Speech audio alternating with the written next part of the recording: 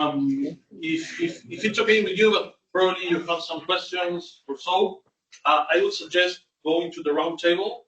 Sascha is also going to be here. Of course, Andrea is going to be in the audience, but so after, let's say, the initial set of questions, we can then open and you can include either these questions from the presentation for the project itself or for any other H2 related topic that you want to bring to the table.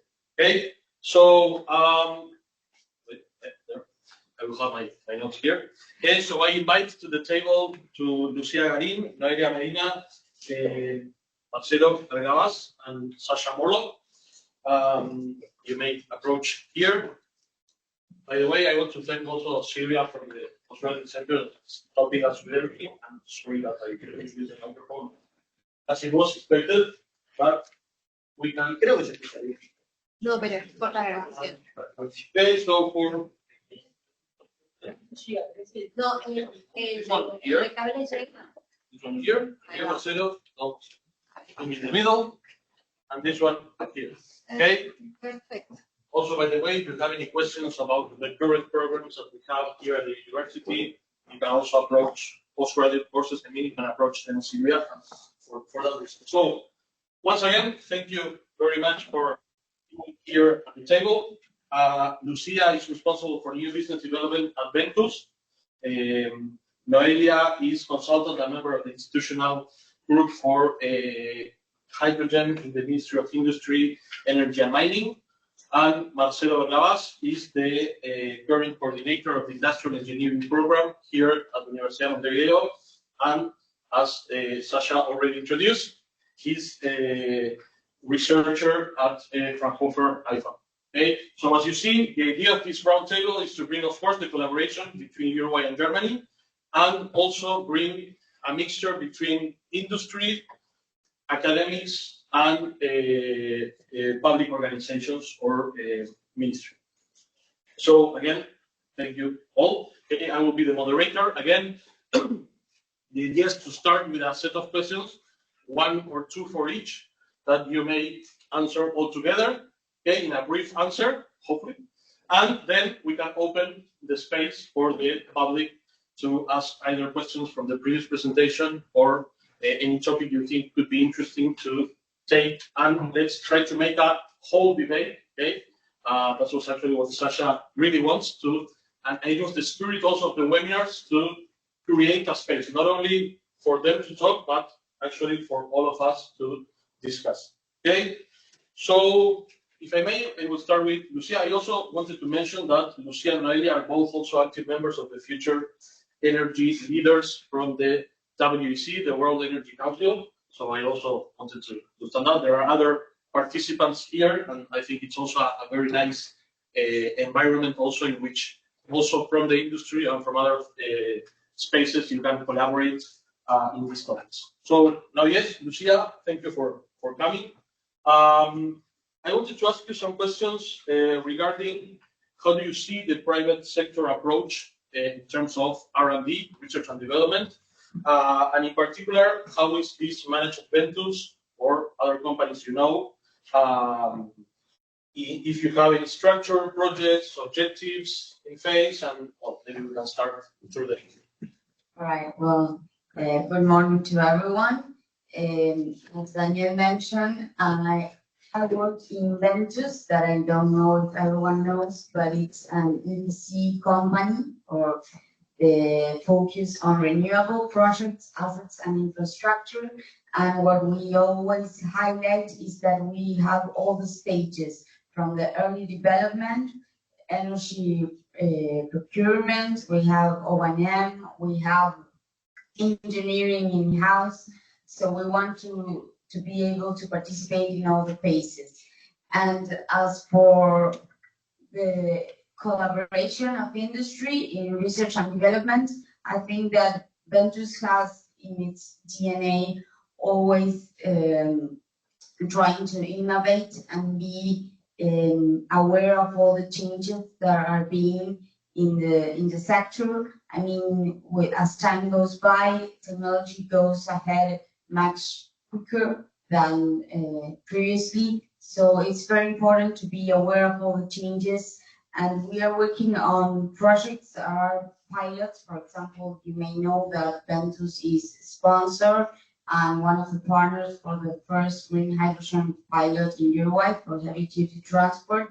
And it reached FID last year in September, but it's a project that started searching in our company like 5 years ago. So it's something that we start working, and necessarily we need to do research and investigate. And it's really important. We were on the ANI event 2 days ago, and Maria Jose Gonzalez mentioned that it's really important the connection between academics and the industry, the public sector and the private sector, because it's the only way that we can manage to be ahead in time for all these changes. Thank you very much. So I would go with Noelia. Okay, again, once again, thank you for joining the roundtable. So again, can you maybe elaborate or talk a little bit about what were the previous ties or how this roadmap between Uruguay and Germany started? And in particular, what future paths do you envision in this future collaboration or future steps, and how maybe academia and industry could relate? Hello, everyone.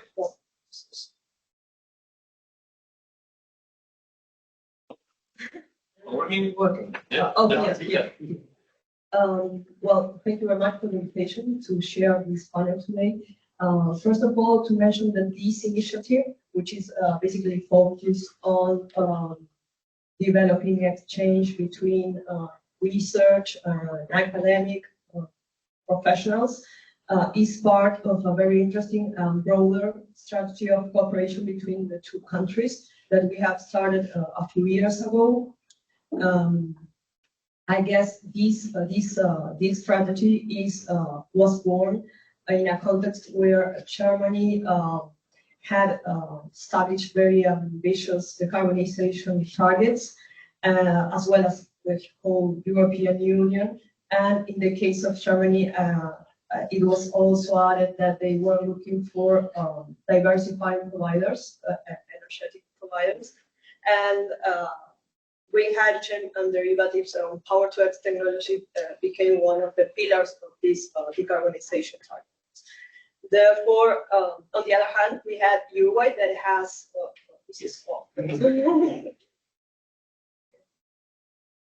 we had Uruguay completing second stage of the energy transition that has been very successful with an almost decarbonized electricity matrix, and and green hydrogen is one of the pillars of this second phase of the energy transitions. Not only green hydrogen, but green hydrogen derivatives, because of some conditions such as CO2 availability that we have in the country. And therefore, I guess both countries have like complementary needs that work to meet. And that's, I guess, the beginning of this, the concept of this whole cooperation. We have actually agreements with different institutions and ministries between Uruguay and Germany, with BF, which is the one that framed this particular initiative, and also the BMWK, which is please correct me, the Climate Action and Economic Affairs Ministry in Germany. And also another big highlight I would like to mention is we have an energy partnership between Germany and Uruguay, which involves a lot of not only green hydrogen and power-to-X technology, but also energy efficiency, battery storage, and some other lines that are integrated there. We, under these cooperations, we have had a lot of initiatives. Some of them is the support that the German government provided us with the development of different studies that were essential in this stage of the green hydrogen roadmap, which is the first stage, and we are preparing the landscape for what comes next with the ramping up and the scaling up of the projects in the second stage.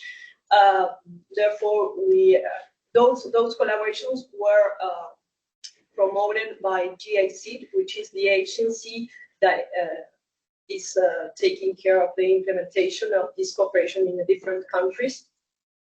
And another working line that was developed was the train of trainers that the German government provided to us, and I was fortunately selected as one of those trainers. We traveled to Germany in 2023, and we developed a whole training for the whole value of change of hydrogen and derivatives there, and that helped us to bring here knowledge and know-how about this new industry, which we materialize through different trainings and courses on the topic. At this point, regarding the future, I guess, particularly on Power-to-X and green hydrogen, I think we could, as a country, this is personal opinion, as a country, we should understand, because of what I have been listening before, and on Tuesday also in the total presentation event, is that we need to understand in which part of the value chain it makes sense for Uruguay to produce technology, and in which not. And there, when we identify that, we need to focus resources there in order to be efficient in that development. On the other hand, we also need to continue developing capacities here in Uruguay for the projects that are being taken place. Because the green hydrogen roadmap is expecting to create like 30,000 jobs, new jobs regarding this new industry. And there is not, at the moment, as per my opinion, we don't have this capacity here today. So we have to create and we have to make a whole way in that sense.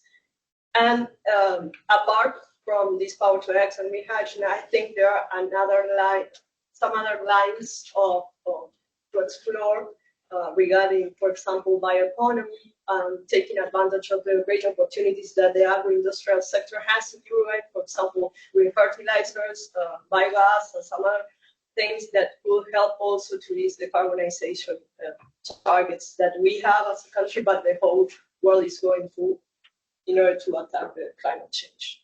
Okay, thank you very much. I think you show a nice and holistic overview. So I guess the wireless microphone is not working very well, but sometimes you can speak loud. So I will go with Sascha. Sascha, again, thank you very much for visiting us, for being here. As you said, it has been a fun week also with other partners here involved. So I would start with a question that is, how would you assess the previous interactions and the potential synergies that have emerged from HINETHUB and the other similar projects? And in that sense, what are the potential opportunities, let's say, for the next fall or for the future years in terms of developing this collaboration between Uruguay and Germany? What should each country, let's say, get out in order to be a win-win situation? Yeah, once again, thanks a lot for having us. Yeah, well, HINETHUB was designed as a networking project with it, which is not the common way for us to do, because normally we design research projects. But of course, when you are looking at research, you also need to gather all the important partners together to actually do research. So this is why HINETHUB was really interesting for us. And I think in HINETHUB we achieved our main goal, which was to establish a broader network and also to find a new consortium for a new application, which hopefully is funded. So this would be for us specifically the most important next step to keep the cooperation going.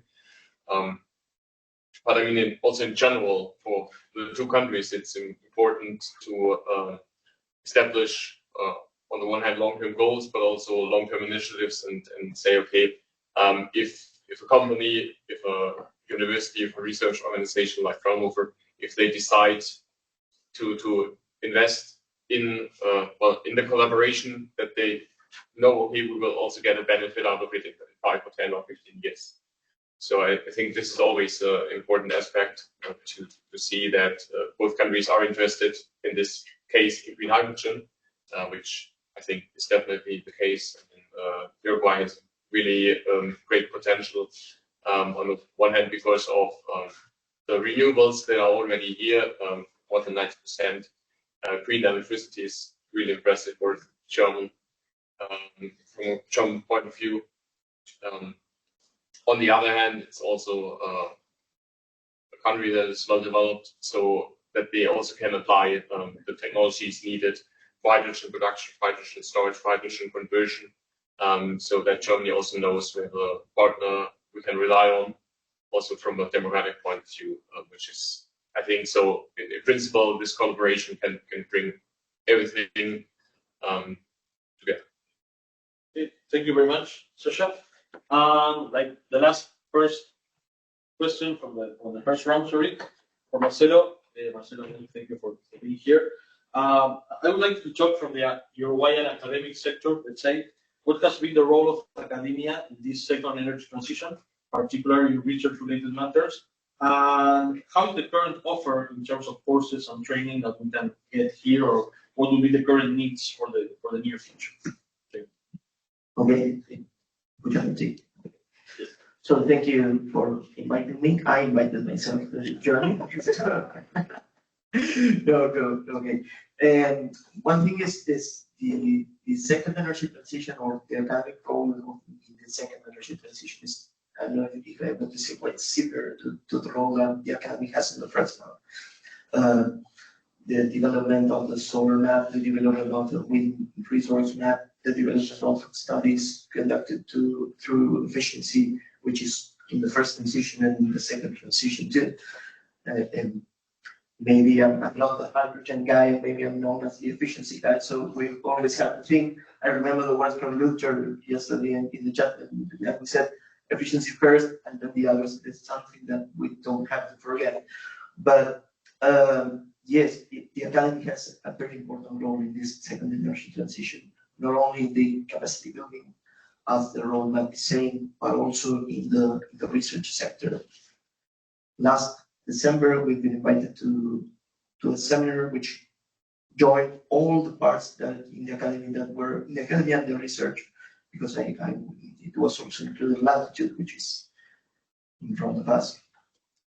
And we saw a lot of studies, a lot of people working on very different aspects of the hydrogen value chain. And it was really good. It was really impressive to see how the academy is taking this topic. And from the other question you were mentioning, there's a kind of offer in the market for capacity building in hydrogen, but due to some pressure from some people that I'm not going to look, but they mentioned, we still have missing some hydrogen courses, some hydrogen trainings, some hydrogen options. And with the collaboration of Universidad de Santiago de Chile, we developed our own hydrogen program, which this year is going to have this second edition, by trying to have this whole view of the whole hydrogen value chain. And with kind of our seal of the case study methodology, we try to develop all the value chain and try to make the students, which are not typical students, but professionals, people interested in the topic. We try to make them go down these concepts through a specific job, so an applied job, to try to make them have a new experience about the things that they learn. And I think that's it. Thank you very much, and I agree with you that the seminars we attend in Santo, which was also good because it was outside of the typical thing that is going on in Montevideo. I think it was very nice, nice organization, nice idea to gather all. Hopefully next year or the whole years we can keep on doing this. Actually, with some of the partners, we're also discussing whether there's a official academic network in specific H2 related topics. I think that could be a starting point for that, and hopefully it can keep on integrating members from the academic sector, research center, and increase. Okay, so with that we finish like the first round. Let's say 3 set questions more or less. The idea would be to give it space to you. So please, we welcome all kinds of questions, either again related with the previous presentation that Sascha and Andre did, or something related with this, or knowing the profiles of each of the people in the table. Please feel free to ask questions or comments about how do you feel this should go in the future years in terms of collaboration, Germany, Uruguay, in general for Uruguay. Yes. Hi, thank you for the presentation, for the discussion. I work for ALUR, the College of Uruguay. We produce bioethanol, so we produce also biogenic CO2. We also have 2 projects that are trying to capture this CO2 to produce hydrogen derivatives. One is e-gasoline, and the other one is for e-methanol. So I was wondering if Fraunhofer has a line of investigation on carbon capture. Is something that you are working on, or you're focused on hydrogen? Because hydrogen is like the pretty girl. Everyone is talking about hydrogen, but if we don't have the biogenic CO2, we don't capture it efficiently, cost efficiently, energetically efficient. I was wondering if you have some line of investigation on Fraunhofer. Well, it's not the shortest answer, but yes and no. Okay, yes and no. So that's probably enough. At Fraunhofer IFAM, we don't capture carbon dioxide or convert carbon dioxide, at least at the moment. We had some projects for direct reduction of carbon dioxide, electrochemical reduction of carbon dioxide. But there's, as I said before, 76 Fraunhofer institutes, and some of my colleagues, they also do carbon capturing or Fischer drop synthesis, for example. So if you're interested, we can also exchange our contacts. Thank you. Daniel. Yes.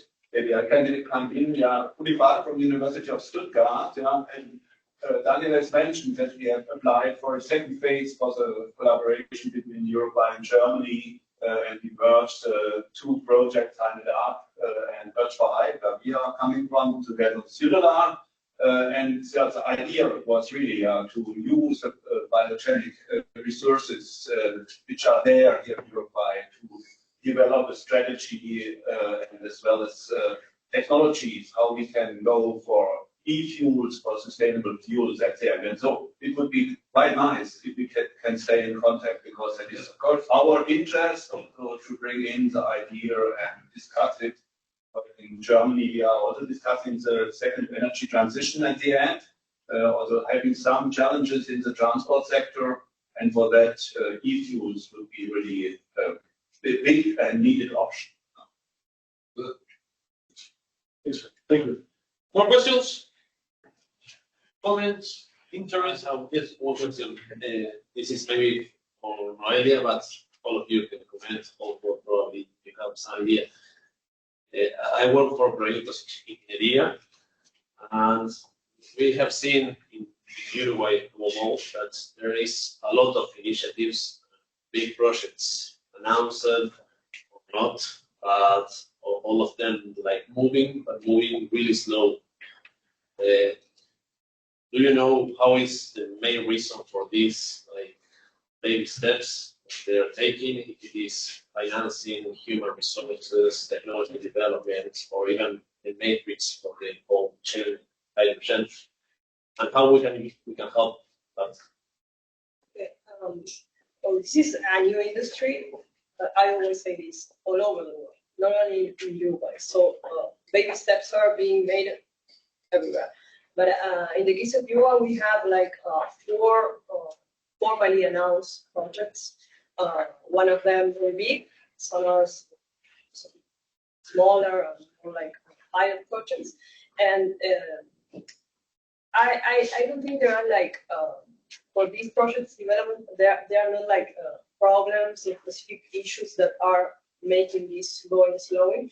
But I guess to mention a general thing that is going on everywhere is that, as we all know, the need that brings these kind of technologies to be explored is not an economic one, is an environmental one. So there is still a gap, an economic gap between prices, for example, regarding the conventional or the fossil alternative for these projects. So we need to bridge that gap in some way. We have some, here in Uruguay, for example, we have some subsidies that come from the investment law, some other incentives. In the world, there are some other incentives, but I think we still need to work in meeting the whole or breaching the risks and finally close this gap, and this will take time because nowadays it's not an economic reason the one that makes these projects to go on. So I think this is part of the process of a slow process of a new industry, and so it's not maybe the reason that we can see for some other projects, for example the conventional renewables, which were in this situation maybe 15 or 10 years ago. Now is the time for this new transition in the world. So I guess that's in part explains the slow rhythm of these developments in my opinion. Yeah, something.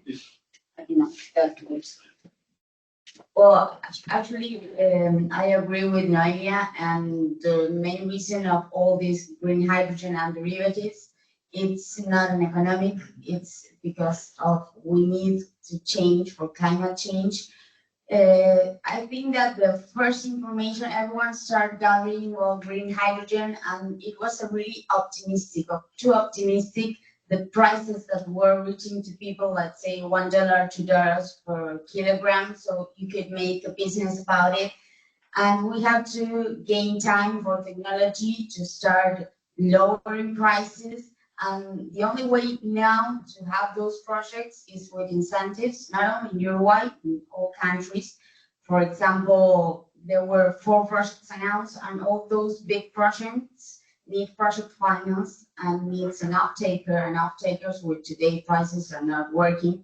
So actually in Uruguay, as I mentioned, we have a pilot project of 6 tracks, which is about 40 million, and works with incentives, but those incentives are not for a billion project.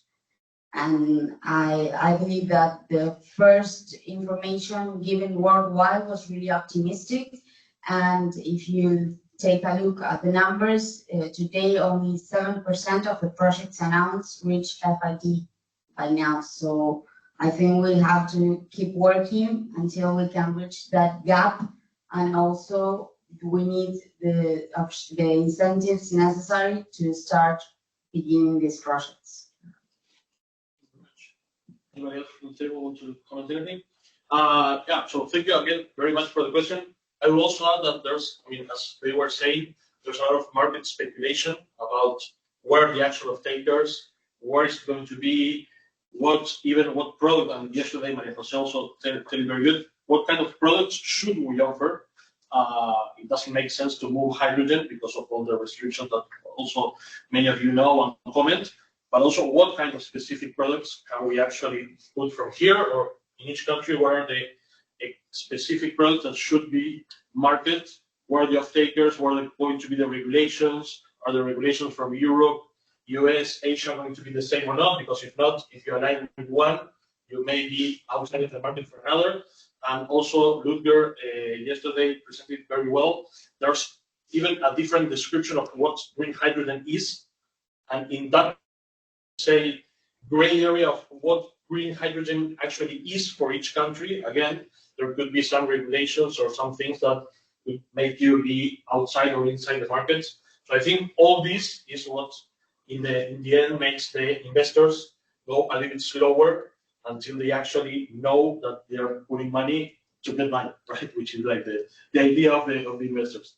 And as also Lucia said, it's a strategic plan also for most of the countries. So it's not going to be competitive against diesel or other already established technologies. So you need to make also a decision as a country, and that also involves politics, and also politics, we know that sometimes moves slower than other.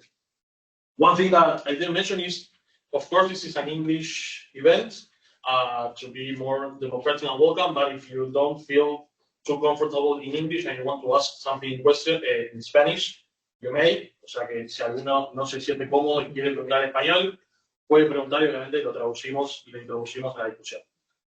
Okay? Questions? Yes. Hello. Good morning. I just want to say I'm from my company, Dirsta. We're going to present in April the bicycles running with hydrogen here in London. We want to put a station with several bicycles to run hydrogen, and we're going to make an event in the 24th of April with another member in the private sector working with hydrogen companies. And I would like to invite you all, if you want to be present here in the lab 24th of April for the presentation of the bicycles. And we're going to make some discussion topics with different actors of the distributed emerging technology, which is so new, but it's going to be, we believe, is going to be the future. And that's it. I just want to invite you. Thank you. Thank you very much. One question, yes. Yeah, maybe in the same direction, and fully agree with Lucia and Noelia about that we need such a diffusion curve also for hydrogen. And maybe we can learn from the introduction of renewables in the electricity sector. But hydrogen and the introduction is much more complex because you have not just one sector where you can apply hydrogen. You have different possible use cases. And so for me, the discussion is just going, okay, we need more pilots to generate hydrogen, but that's not all. And such use cases, as just mentioned, we should also look for different applications for customers which are using hydrogen. And the question is there any idea, any strategy, which applications are maybe niche markets where we can start to introduce hydrogen also in the European market, not only to export it to Europe, which is also nice for the Germans, but that's so. Is there any aspect and any niche market you want to start or can start? So our first view was, okay, there are some long distance buses running, so and that could be an option. Also, we have yesterday seen a new train to Durante, but it's also driven by diesel and not by hydrogen. So there are a lot of options there, and we should start also not just to produce hydrogen, but also apply it and use it at the end. And here in Uruguay, and not only in Germany. Is there any idea? You want to start? Well, we have this green hydrogen derivatives roadmap that we have published, and in that document, what we identify is that for the domestic market, the application for hydrogen derivatives will be focused on transportation, basically long distance and heavy transportation, and also e-fuels for example, aviation and maritime transport. But also, and this is in line with what I mentioned before, we have a very important sector which has to do with our economy and our historic tradition, which is the production of green urea as a fertilizer for the agri-industrial sector. And I think there's this is also my opinion, one of the biggest opportunities for Uruguay. Actually, in the Future Energy Leaders program, we have developed a study an analysis of viability at a high level for producing green urea here in the country. This is public, so we can share it with you. But I think that is one of the main areas of work we need to do in order to decarbonize the domestic demand, apart from the needs of the importers for which we will provide it. And interesting about the green urea and connecting with what you say, where we can do or investigate. And there we have a point, because urea, you have seen that with the war, the prices went up. So you have real off-takers, and that also makes all the chain value faster, because you can compete also in price. So in sometimes, no, we're still not reaching, but it's not a commodity with lower price. I mean, what we have is that, for example, Uruguay imports 100% of the urea that we use in the landscape, and for example, in the context of the war, the Russian and Ukrainian war, the prices go like very high, and all our value chains associated with these productions went up. So we are very dependent on that particular product, and we need to nowadays import it. So again, it's not an economic right now thing, but maybe strategic, and for the future in a decarbonized economy will make much more sense to start preparing for that. The dependence from Uruguay, from other countries. I mean, we have 99% of renewable primary, the energy matrix, but primary matrix of Uruguay still has 40% of fossil fuels. And that's because of industry and transport. And those are the sectors that we're still dependent.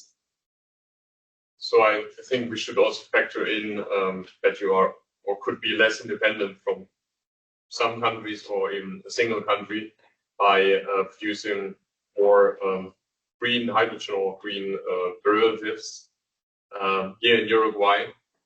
So this can also be an economic factor, because this ensures stability in the price.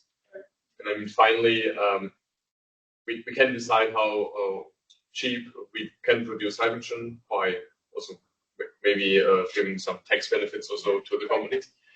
But we cannot really decide on the competitors, so the fossil competitors. I mean, in principle, currently, we can just produce carbon dioxide and emit it for free.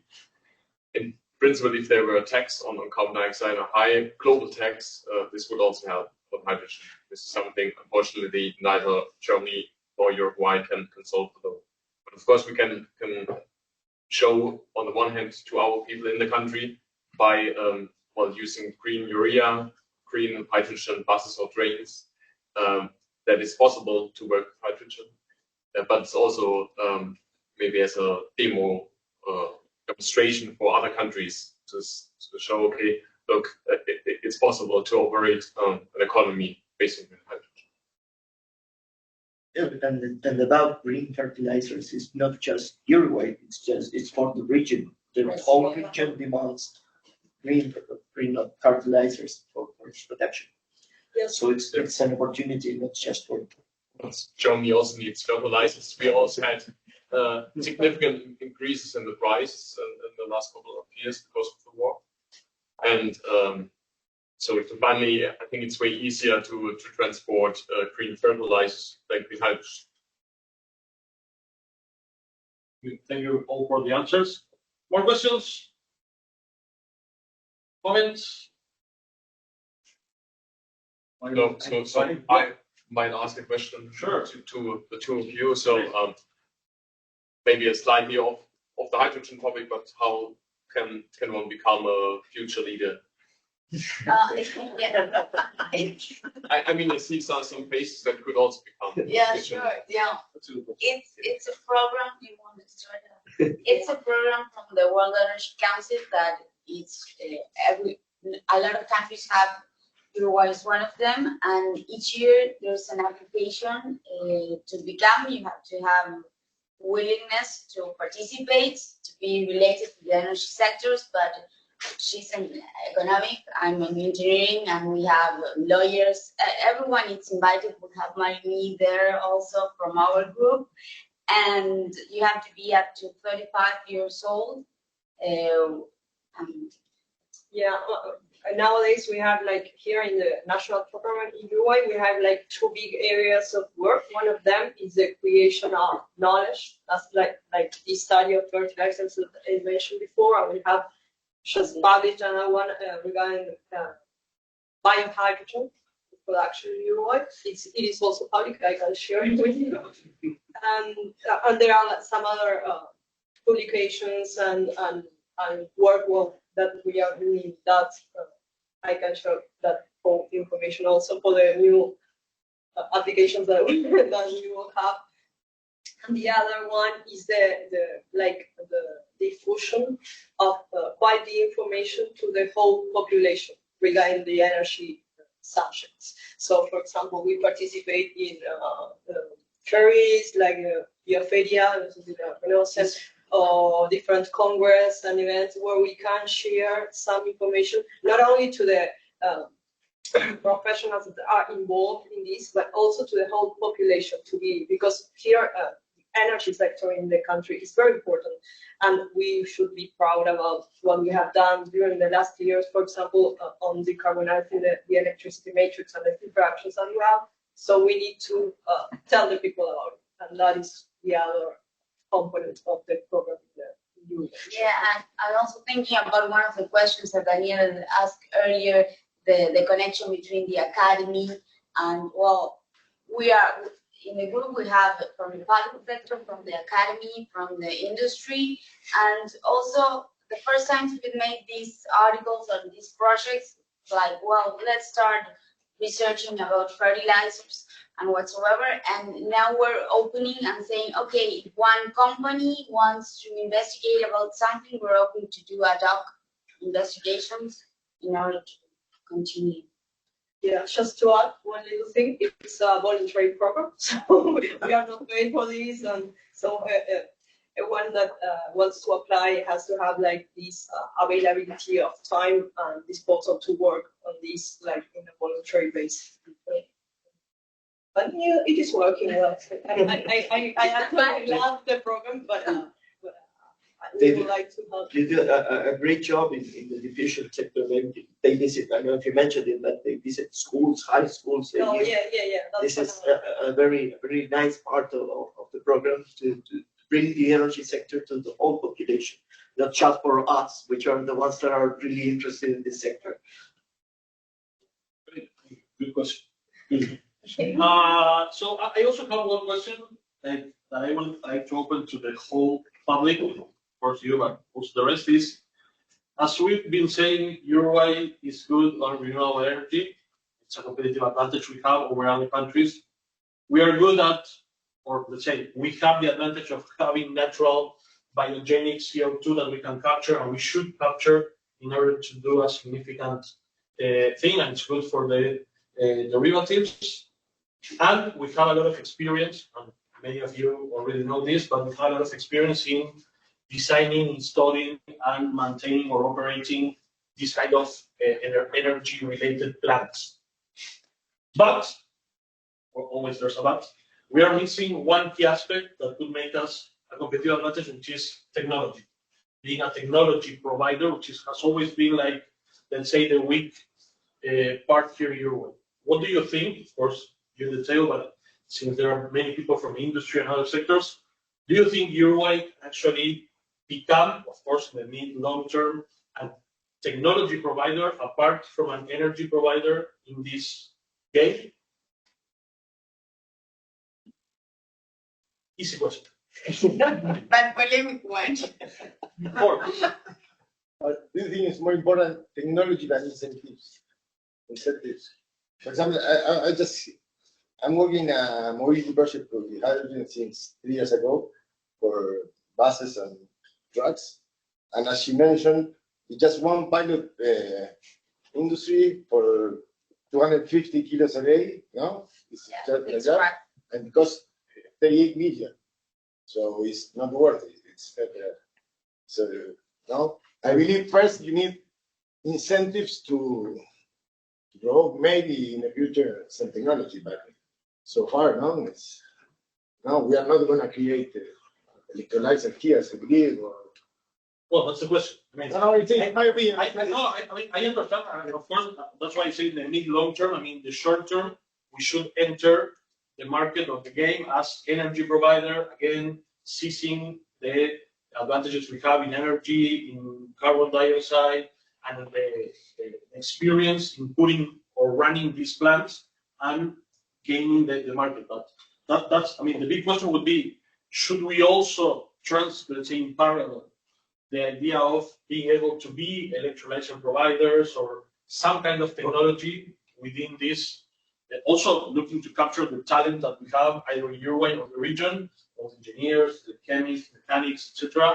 That we know that there's a good talent there, but for many reasons, of course, we still or never been in the technology providing sectors.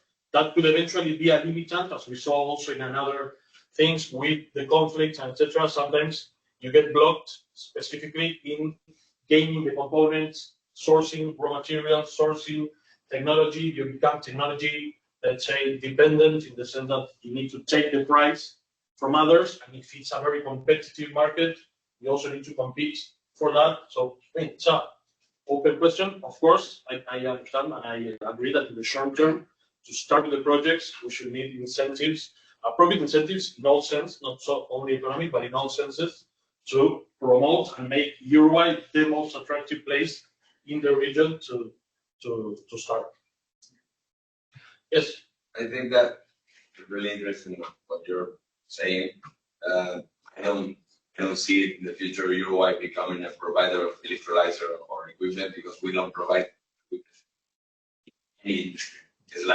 It's not something that we do. Let's stay with what we are good at. It's like we are really good at research. We are really good at having the electric matrix renewable. We have the biogenic CO2. We are a small country. We have short distances between where we have good sun or good wind with the biogenic CO2 sources. We also have a lot of water. So let's stay with what we have going on, with the good things that we have going on that is reflected on the roadmap of the hydrogen in Uruguay. I think it's my personal opinion. So, but we are also good at bringing projects. We can bring projects. We can bring technology to do a smaller scale project here in Uruguay. So we can start this wheel of the hydrogen because we don't have the demand, we don't have the offer. Something has to happen.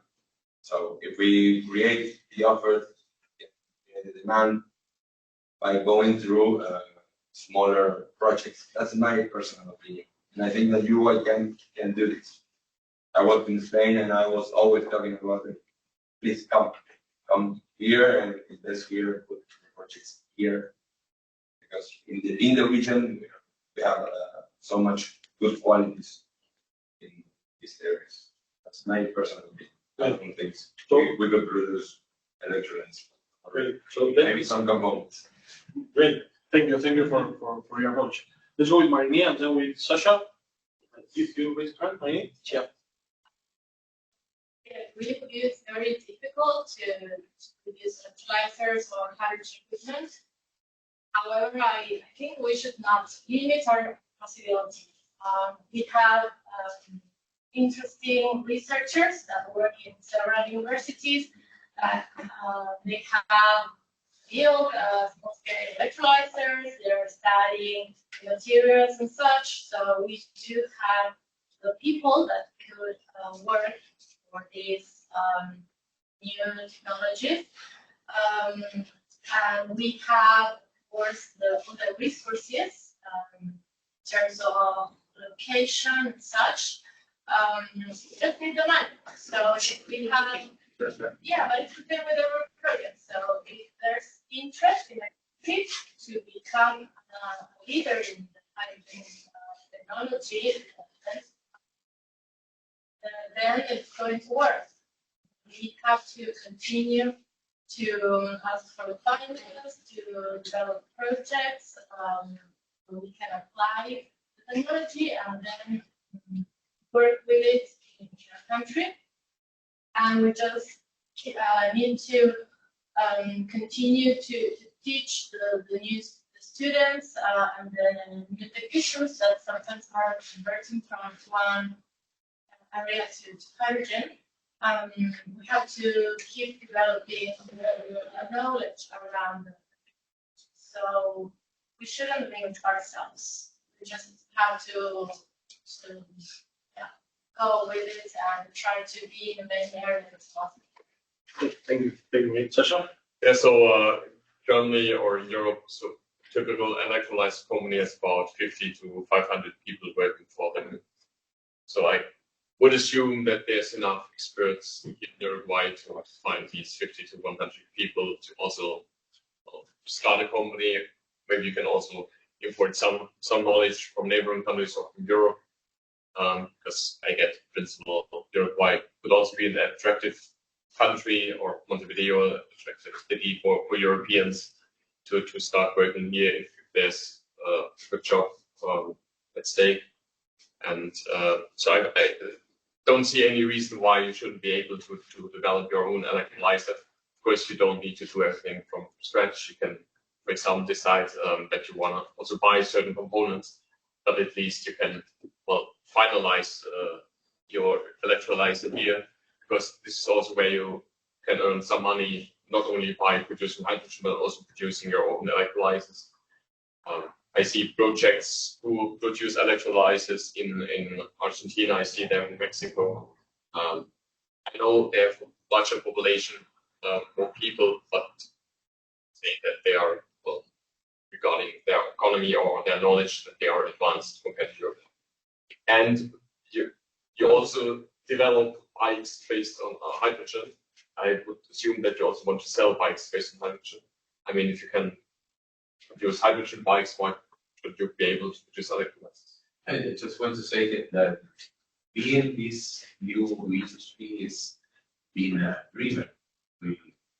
We dream of what things were going to happen, and we need to form a new generation of people, because that's the importance of the cooperation between Uruguay and Germany, and the universities can provide that knowledge that they're doing now to the young people who are the future engineers to be, so they can develop new projects. For in the end, we all need money.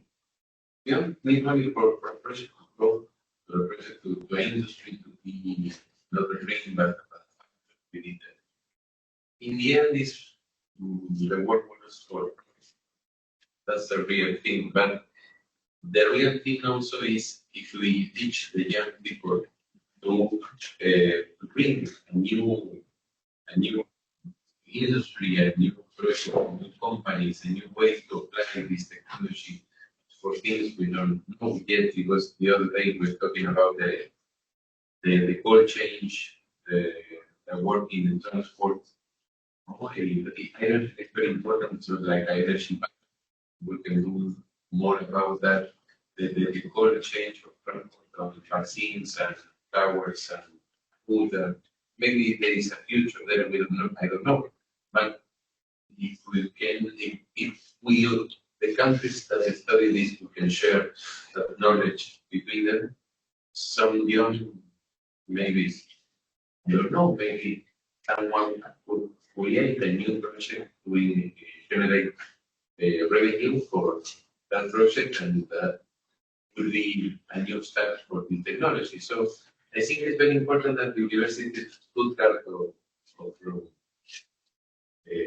I don't know, right? They share that knowledge with the different universities in Latin America, so the young people can see what is happening. What I can study this, I can create new projects with this, I can make workshops, make reunions, knowledge available in 9 internet, etc. So we can all benefit from this new technology. Thank you. So, I mean, just two small comments. I like the idea of being technology developers, let's say, maybe not providers, but developers. And also, I like very much the idea that Sascha brought about maybe not producing the whole electrolyzer, but yes, finalizing the production of the electrolyzers here.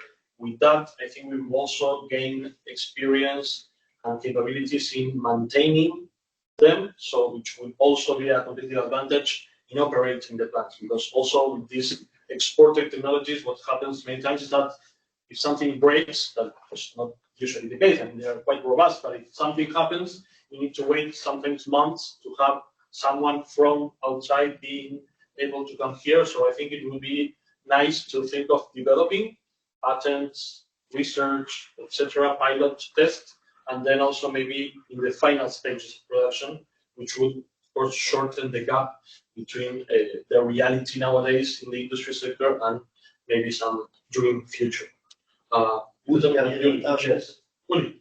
Yeah, I think there is a potential also to go for electrolyzers here in Uruguay, but more on the maintenance side, I would see, because if you want to produce electrolyzers, you are competing with the Chinese government. And so I think, yeah, so that is maybe not the right game, as the right fight. So I think it would better to go into direction maintenance and so on, and as well to the additional steps in the value chain. So yeah, this has been carbon capture, bioenergy, and so on. And there is a gap at the moment in the global market, and there you can be active at the end. And there is also, I think, a lot of knowledge here in the country with the use of biomass and so on and so on. There could be a basis to come in and make it also attractive for companies to come to Uruguay and work with you. And so also the knowledge is there from the university side, and so maybe not go directly to hydrogen, but what is all around, and that could help also then make it more attractive and having also then also a view for the future. Yes, we are dealing with hydrogen, but with an additional value change, and that could help. Thank you for your comments. I have only two things to say about that.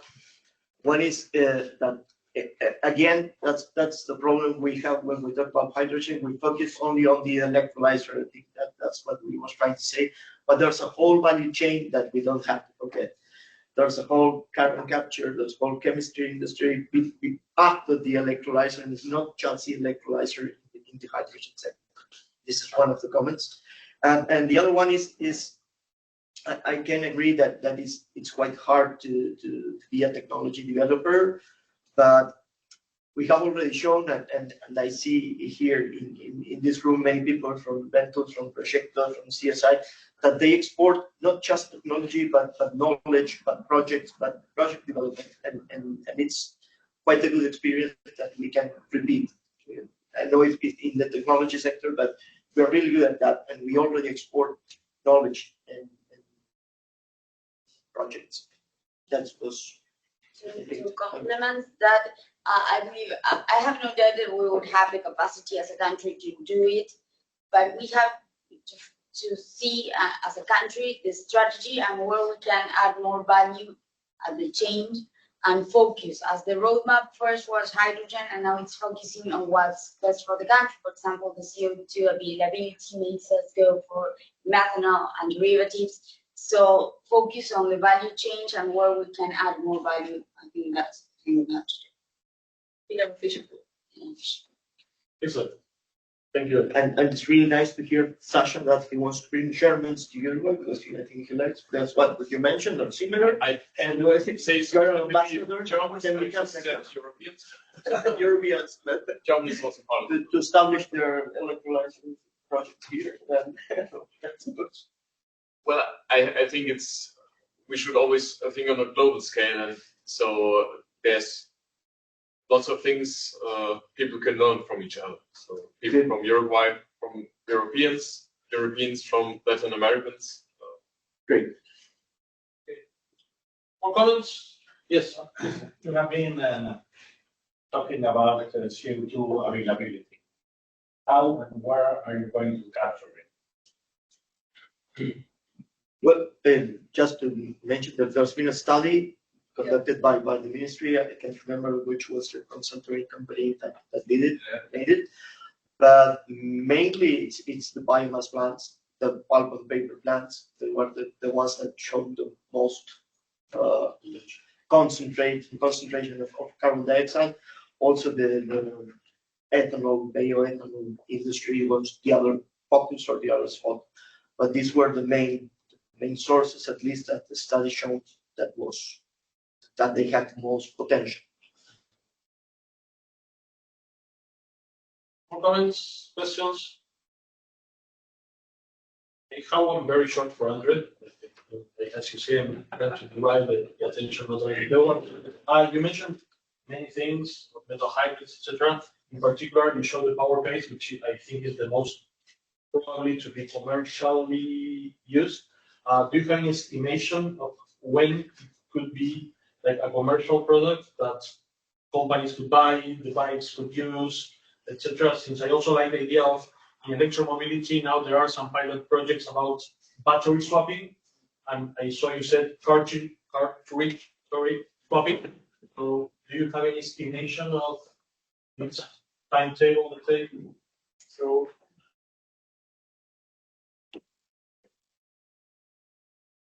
there's a roadmap for power-based in the next, let's say, 10 to 20 years. Sadly, I don't think I have it with me, but when I personally just look at what projects are there, like for the next, let's say, 5 years. So there's one project going for 3 years, which looking at upscaling the reactor to do the hydrolysis reaction there. So this is like upscaling the system to like 50 kilowatt reactors. And yeah, that's supposed to happen in the next 3 years. Also the drone project, which also goes for 3 years. So it's only a prototype. So let's say we also had the backup storage, which was, well, officially TRL7, let's say. People always overestimate what they're selling and what they're doing. So let's say it's only TRL6, just to have like a realistic estimation. And so I would guess if the upscaling project and also the PowerFed project are successful, and we see, okay, there is a potential for this for the power base. And we also solve the problem regarding recycling the waste, and also the magnesium must be sourced renewably. For example, the most of magnesium which is produced from China, and that normally it's not a very in an environmentally friendly way. And so there are many like still challenges ahead. But let's say all these challenges they are being addressed in the, let's say, I guess 3 to 6 years maybe, then I personally would, okay, my colleague who was invented the power base has some other opinion on that, but let's say 7 to 10 years, or let's say 6 years, 4 years of everything goes very, very well. I would say, okay, 6 years might be realistic, and let's say 9 years if things are not going well. That's just like a personal estimation.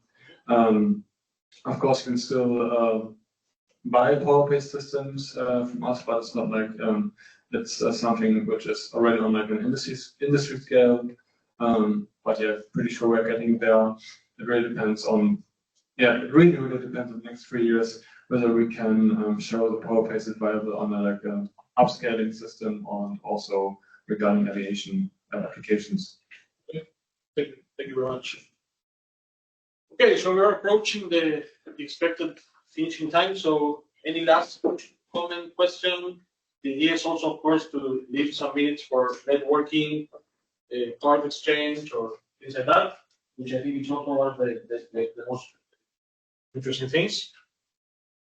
How do you see, the last question, the relationship between not politicians, I mean the ministers here, because one have an agenda, and I don't know if they are aligned with the hydrogen objectives. So how do you see that? About the new government, or just no, government itself? Because you have a rule, for example, for hydrogen, and it's on the energy, just energy ministry. So how do you see the politicians or politics can, for example, be a barrier to develop the hydrogen project here?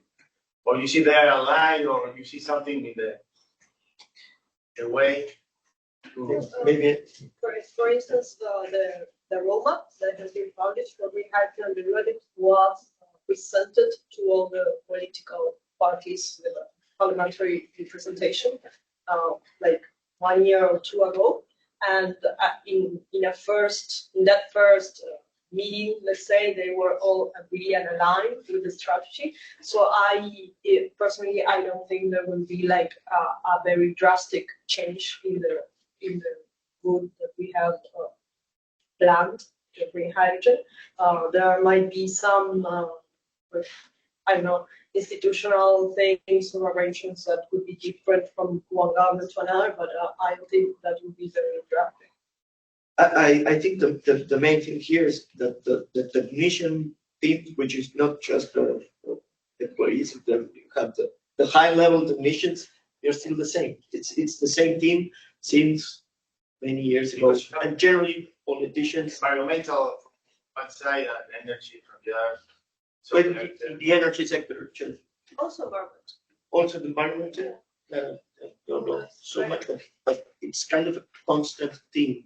And politicians, I know, but they don't have a lot of influence in the technical decisions, let's say. The energy policy that was like the beginning of this energy transition, that policy was a state policy that was signed and approved by every political party in the parliament. Hydrogen was also included there in a very small paragraph, but it was. And now the government that is assuming right now is the one that started, but the one that had like the most growth in the renewables in the country. So that's something that I think it's positive for the hydrogen. The idea would be like the first transition that we always say that a good thing was the multi-party agreement made that instance. We have one for this because it goes beyond 5 years. Yeah. Great. Okay, so any very last question, comment? No, it's a good idea. We always need a last question. Last but not least. Okay, then we thank a lot the panel of engineers.